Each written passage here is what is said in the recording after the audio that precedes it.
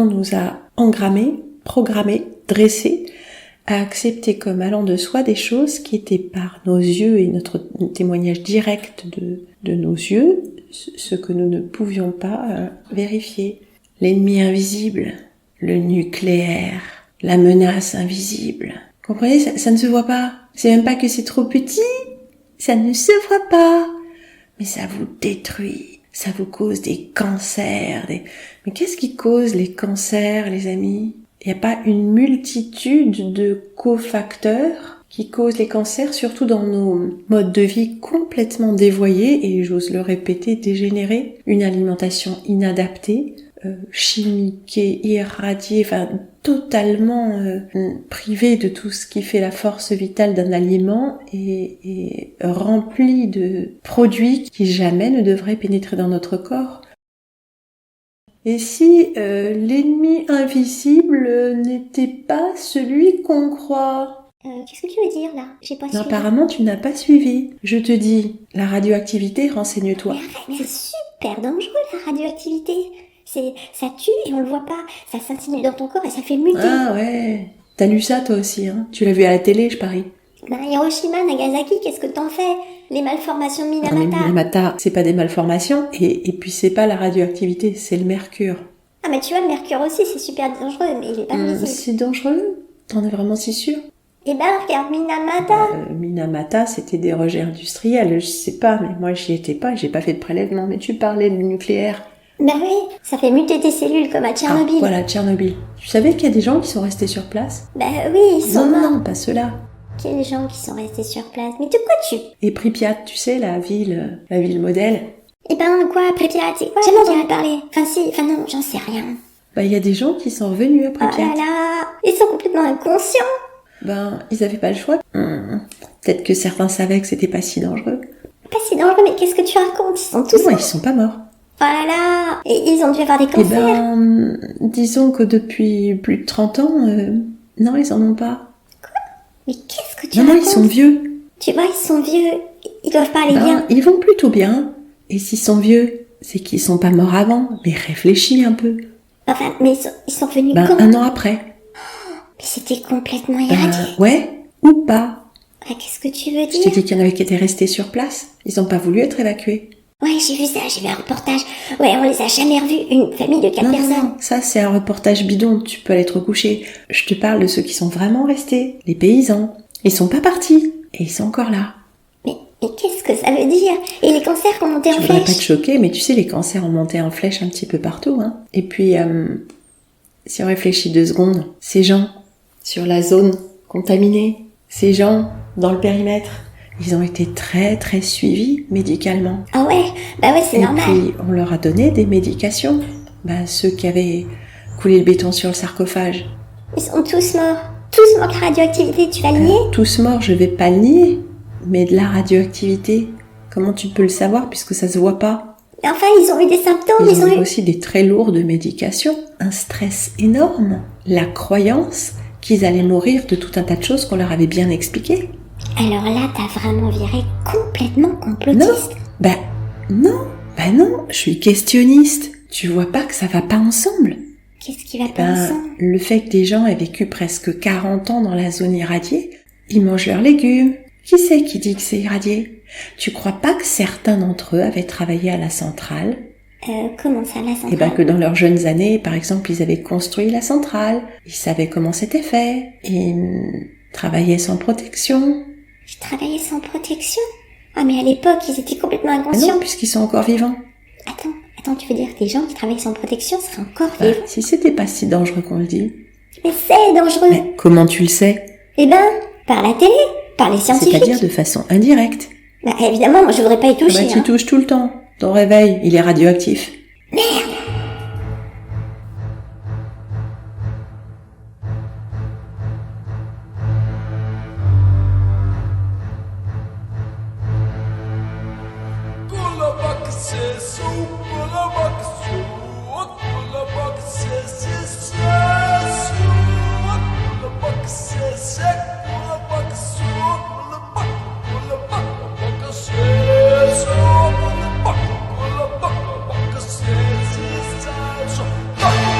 Fuck.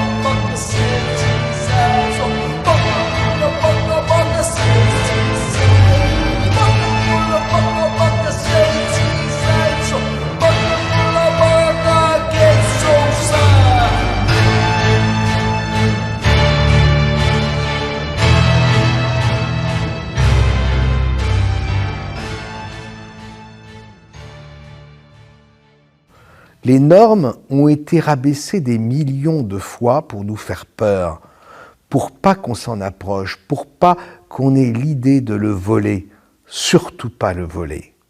Faites l'expérience, laissez une barre d'uranium avec son logo terrifiant en pleine rue, à la vue de tous, et vous verrez que même le voleur le plus aguerri s'enfuira en courant. Ce logo est génial, plus efficace que la tête de mort sur les poisons. Pourtant, comme disait Galen, qui était bien placé pour le savoir, l'uranium est la ressource énergétique la plus précieuse au monde. Les ouvriers et les cadres qui avaient participé à l'installation des premières centrales se souvenaient d'un temps pas si lointain où ils formaient une chaîne humaine et se passaient les barres d'uranium de main en main jusqu'à la piscine. Les plus crédules ont fini par paniquer, leur sang s'est glacé dans leurs veines, ils se voyaient déjà morts. Mais les années passant, d'autres ont fini par comprendre l'entourloupe. Je sais, vous n'êtes pas obligé de me croire, mais peut-être allez-vous croire Galen Winsor. Son histoire est unique et c'est un euphémisme. Galen a passé ses 35 dernières années dans différentes villes. Il a passé à produire du plutonium sur des sites dotés de réacteurs nucléaires. Il a travaillé dans les installations.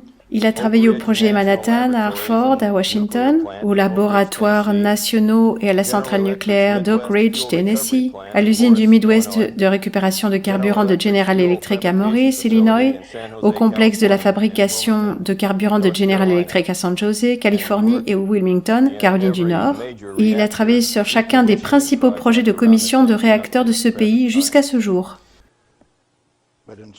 En septembre 1950, j'étais impliqué dans ce truc appelé traitement du plutonium, que l'on pratiquait à main nue, sans instrument, sans tenue de protection.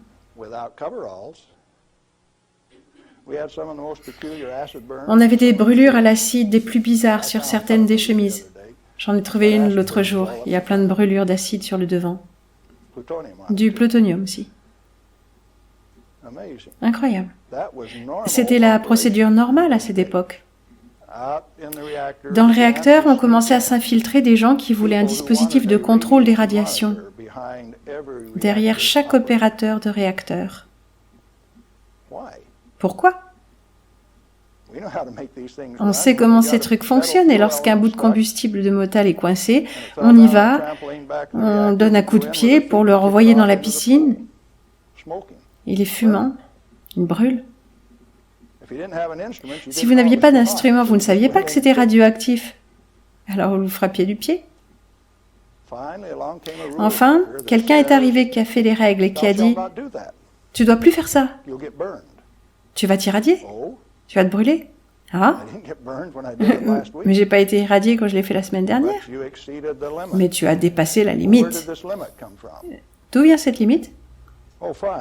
Bon, on fait ça depuis des années et on ne s'est jamais fait irradier. Et pourquoi est-ce qu'on a ces règles maintenant ? Ne posez pas de questions. Si vous le faites, vous pourriez disparaître. Ceux qui ne suivaient pas les règles ne revenaient pas bosser le lendemain. Règlement militaire ? Oh oui, absolument. Et les gens avec qui vous travaillez un jour, quand ils ne venaient pas le jour suivant, vous ne demandiez pas pourquoi.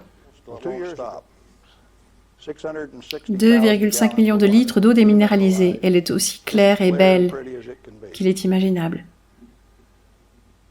Chauffée à 38 degrés lorsqu'il fait moins 30 dehors et que les vents froids peuvent faire descendre à moins 50.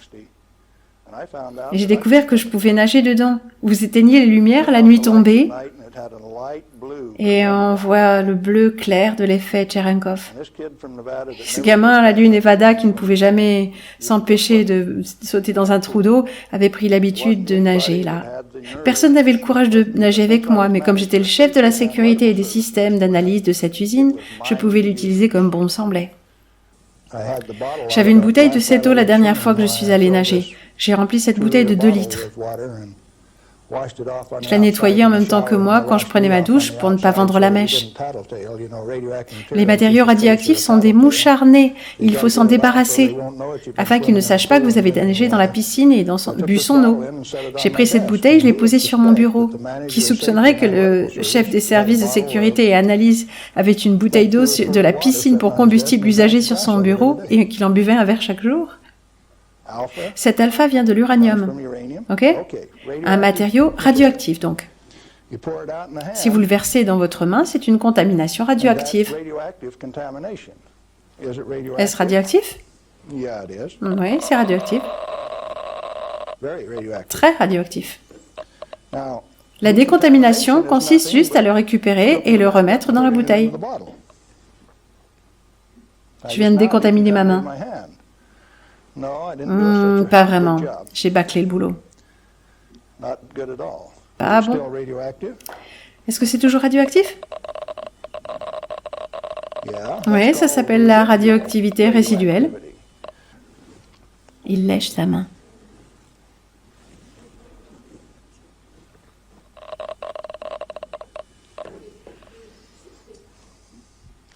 Ce matériau que je viens d'avaler n'est pas soluble dans les fluides de l'organisme. Votre estomac contient de l'acide chlorhydrique, donc il ne le dissoudra même pas. Ce truc est tellement fin qu'il n'a pas de texture. On ne le sent même pas. Il n'a pas de goût, il n'a pas d'odeur, il n'a pas de texture. Comment est-ce qu'il pourrait me faire du mal?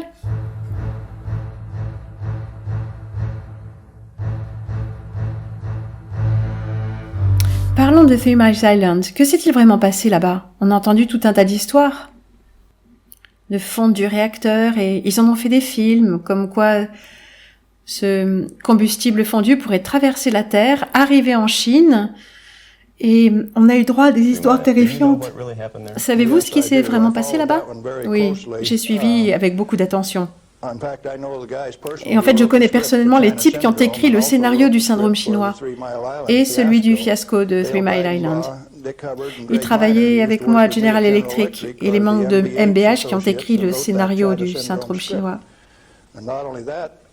Et si vous vous souvenez, au même moment sortait le syndrome chinois, cette histoire avec Jane Fonda. Donc 14 mois avant l'accident de 3 Mile Island, il avait été prédit par écrit dans l'État de New York que cet accident se produirait 1 an jour pour jour après que ce réacteur de 3 Mile Island ait été lancé. Il a été lancé le 28 mars 1978 et il a explosé le 28 mars 1979 pour son premier anniversaire, jour pour jour. En d'autres termes, même après avoir été prévenu 14 mois à l'avance, l'industrie a persévéré avec la comédie. Rien ne s'est passé là-bas, si ce n'est que le propriétaire, l'opérateur et le régulateur ont conspiré pour le mettre hors service. Donc non, le combustible n'a pas fondu. Le syndrome chinois est un fantasme de scénariste.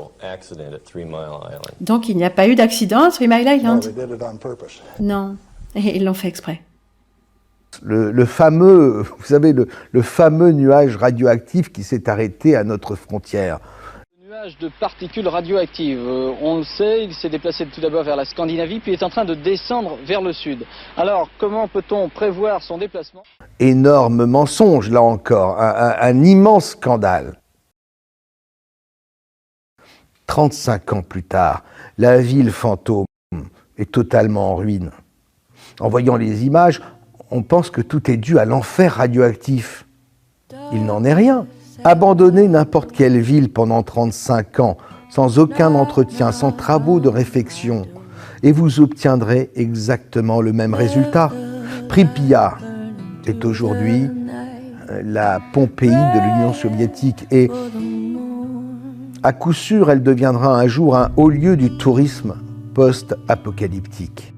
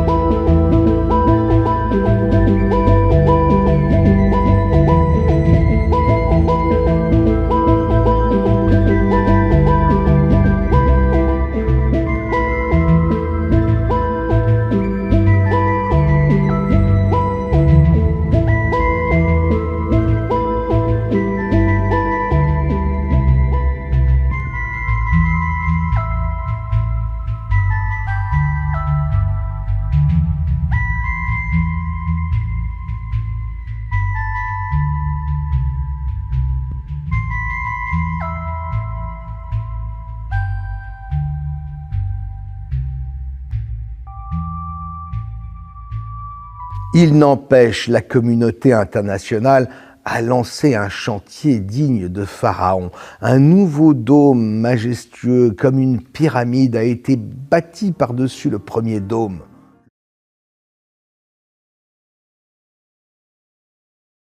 L'occasion d'une grande cérémonie digne du pire fléau de l'humanité.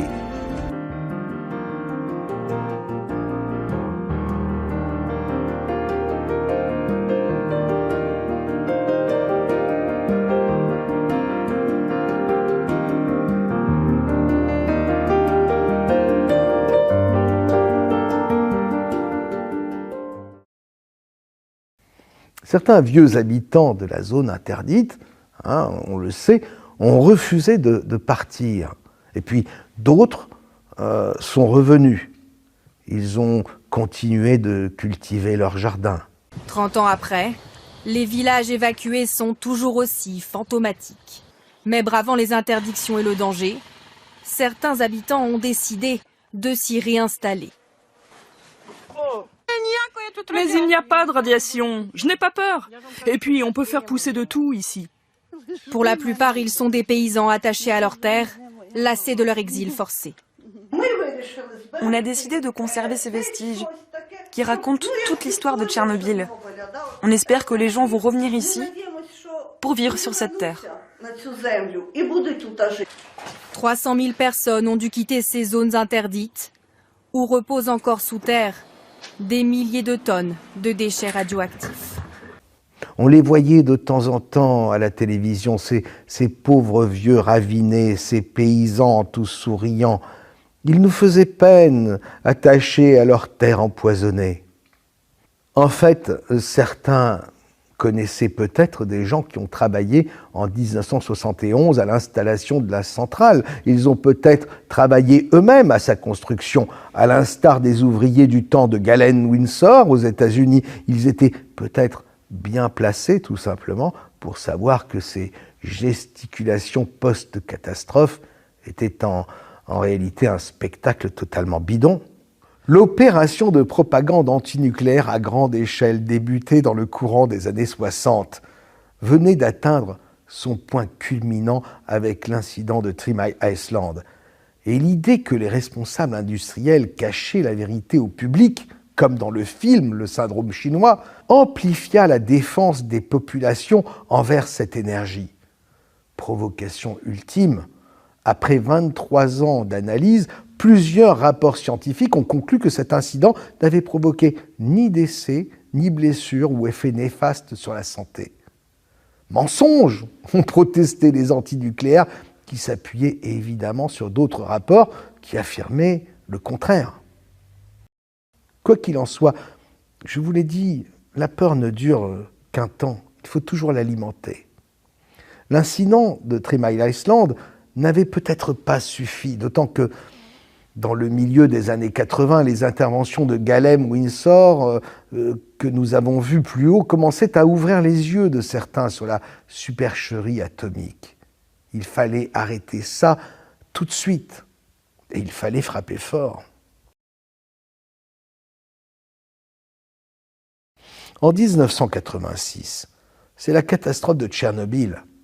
Cet accident nucléaire majeur avec la fusion du cœur du réacteur numéro 4 allait traumatiser le monde.